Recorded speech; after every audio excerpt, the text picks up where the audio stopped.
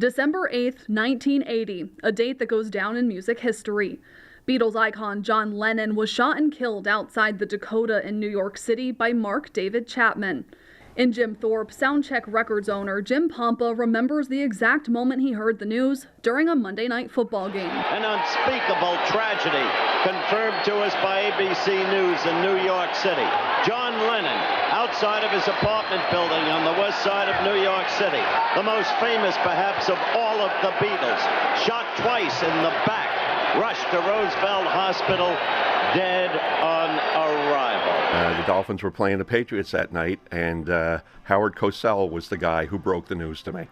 And I just was like, I couldn't believe what I was hearing. I'm like shaking my head going, no, he just didn't say that John Lennon was murdered. Pompa says he's been a longtime fan of the Beatles and was only a few weeks into his career at a record store at the time. Now in his shop, you'll find vinyls and nods to the Beatles and Lennon everywhere you look. Lennon's record, Double Fantasy, debuted just 3 weeks before the shooting. On Tuesday, I just remember everybody coming into the store who was like, what happened? You know, and all the details really weren't out except that this guy confronted him out in front of his apartment. About a week after Lennon's death, his wife, Yoko Ono, asked the nation to hold a 10-minute moment of silence for Lennon.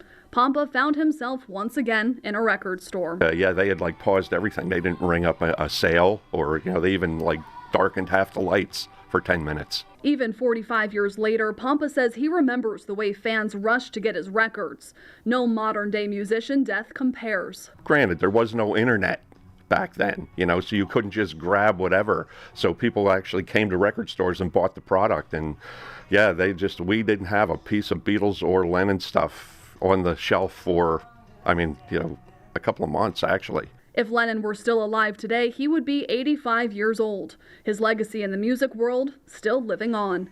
Emily Kress, Newswatch 16, Carbon County.